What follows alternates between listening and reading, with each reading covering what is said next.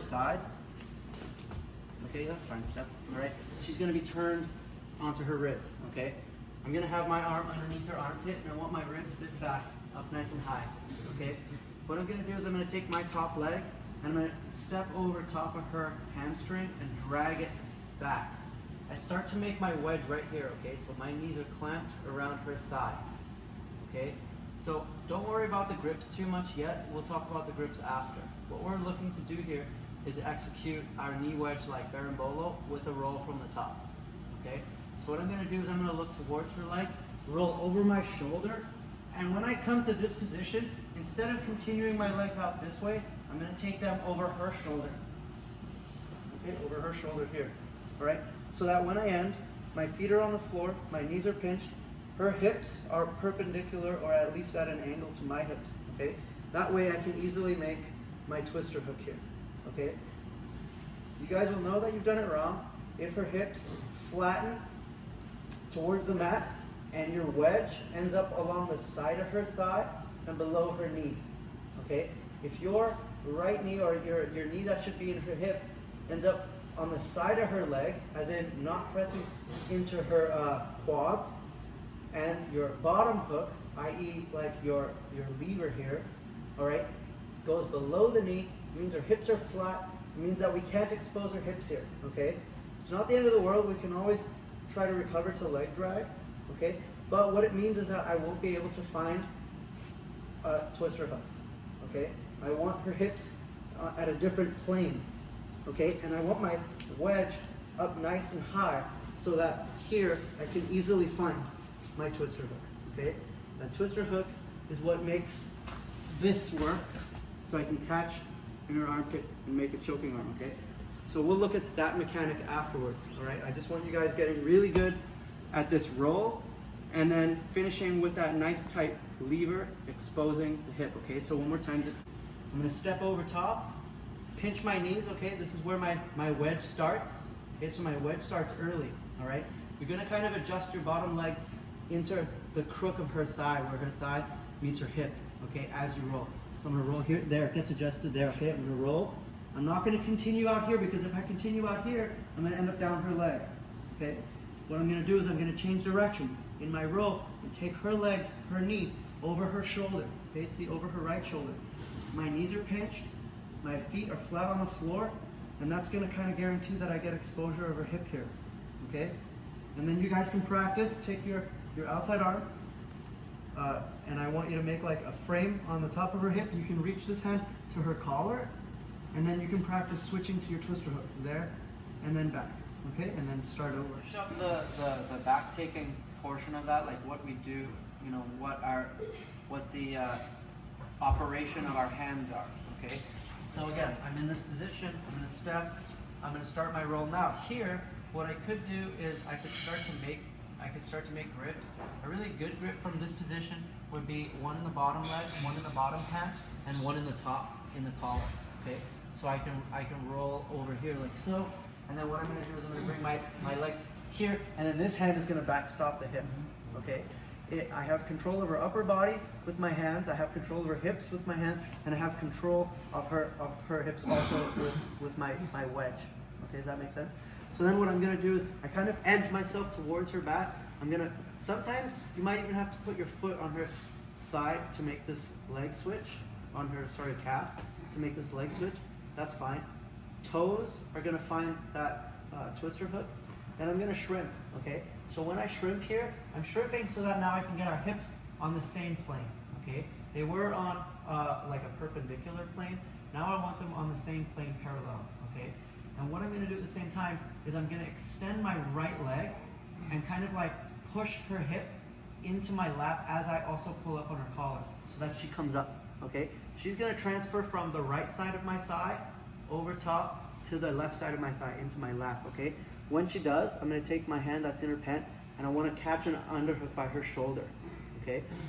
And that's gonna prevent her from rolling away, okay, to her knees, along with my leg. My twister hook here, and this is gonna prevent her from going, okay?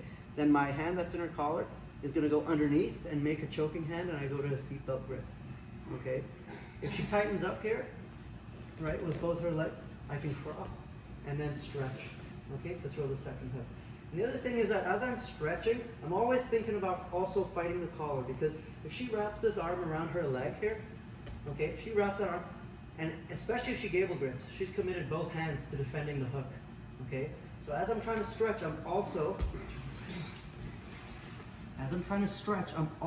feeding that top collar and the thumb. So that's happening at the same time. Because let's say that I go here and I can't crack the nut, you know?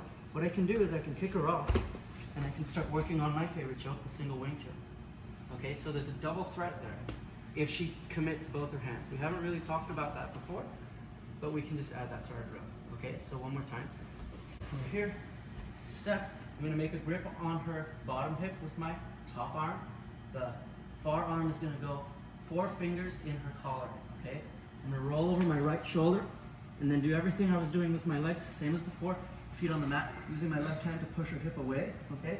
Edge my shoulder close to her, switch to my twister hook, extend my leg, and then sit her up. As I sit her up, catch her armpit, make a seatbelt grip, close my legs. She commits both her hands.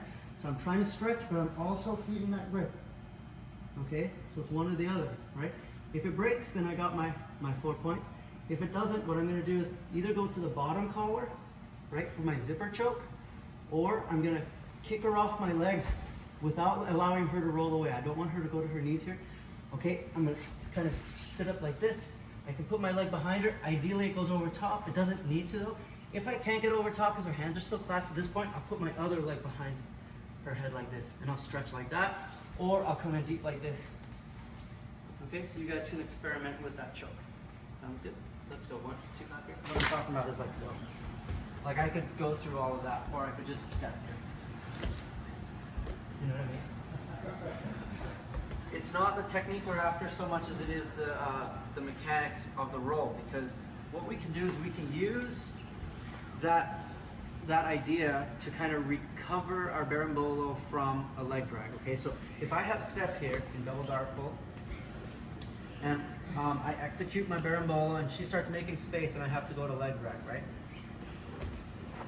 I come to this position right here. Before, what we've done is we've gone, okay, our berimbolo has evaporated, it's fallen apart. I've got to the leg drag position, or pre-leg drag position. What I'm gonna do now is I'm gonna start hunting this leg, bringing it over, switching my feet, and then starting to come up, right? The problem with that, not the problem, but the result of it is usually gonna be a side control, okay? Sometimes we can expose the back really well and we can move to the back, but it's a bonus. Generally speaking, a lot of times when we do the leg drag, the reason why we wouldn't go directly to the leg drag is because, and go to the bolo, is because the bolo gives us a better opportunity to expose the hips and get to the back, right? So we want the bolo, and our bolo is falling apart, and we end up in this position right here, okay? Now let's say that this leg is giving me a bit of a hard time here, okay?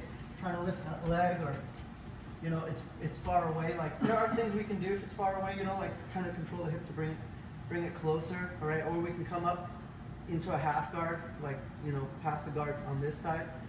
But we can still recover the berimbolo using this concept. So what we're gonna do is, we have this pinch of our leg drag. We're gonna take our other arm, the one that's at the heel, and we're gonna underhook this leg, okay?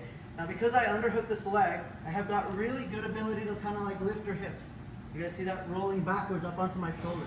See, I'm kind of basing out on my elbow here, my right elbow on the bottom, okay? It's keeping my hips elevated. What I'm gonna do is I'm gonna lift her up, and then let's take this knee that's underneath. I'm gonna bring it back out in front where it was to begin with, okay? So once it goes back out, I make my wedge, and now what I can do is roll those legs back over her shoulder, like I was doing before, exposing her hips, okay? And then again, this hand's gonna go back to her hips.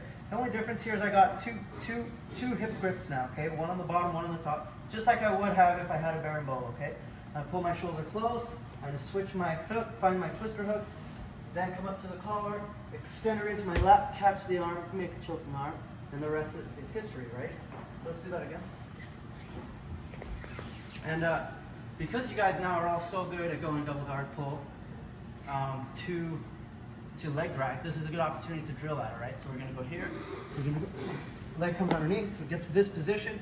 Oh, I don't wanna go leg drag, okay, to hell with that, underhook, come back, switch your hooks, expose the hip, switch to you. Okay.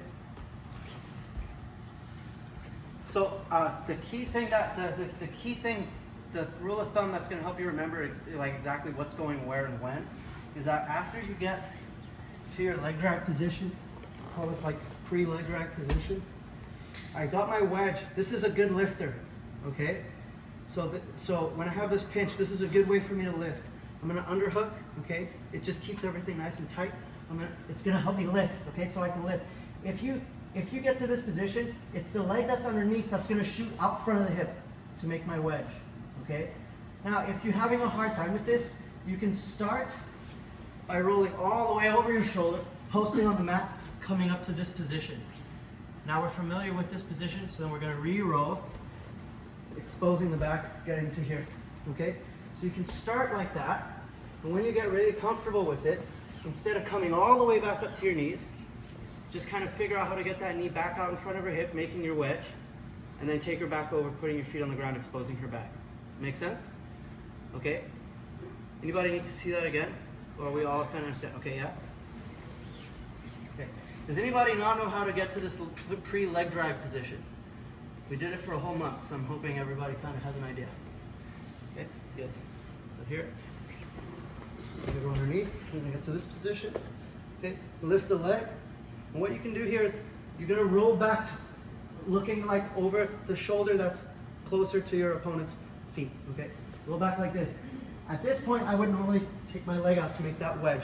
But if you're not comfortable basing on your elbow, what you're gonna do is you're gonna roll all the way over your shoulder, using your left hand to post, okay? So here, post, come up. Get to this position, adjust your wedge, okay? My wedge is good. Now I'm gonna roll over my shoulder and then find that hip exposure. Hit, switch, down, catch. Okay? Let's go, ready? 1, 2, 3. When you're trying to invert, okay, you get to your leg drag. When you're trying to invert, I see a lot of guys doing this, okay? They're getting like here, okay? Like you are inverted, your hips are up, but you're equally balanced between both of your shoulder blades, okay? And this right arm means nothing, okay? My right arm, there's no weight on it or anything, okay? The problem with this is that I'm gonna be too far away from her hip to make this work. And if I wanna try and close that distance, I'm gonna drop my hip before I make my clamp. So that I'm gonna get here, it's gonna be anemic, I'm not gonna have any ability to like really lift that hip up, okay? So what I wanna do here is, I wanna elevate, I'm gonna use my right elbow, look at my right elbow, okay? I'm favoring my right shoulder, my left shoulder is elevated, okay? I'm basing on my right elbow pretty much. There's a lot of weight on it, okay? And that's gonna help me close that space. Okay, now I've got a nice tight wedge, but my hips are still elevated. So that when I drop my hips, my wedge is already in place here. Look at that. It's very, very powerful. Okay, there's a lot of bite to this wedge. Okay, so you guys are gonna have more success. Don't get me wrong. This is easier to do, okay, than this, but this is more successful. Okay, does that make sense? Okay, let's keep trying. Ready? 1, 2, 3.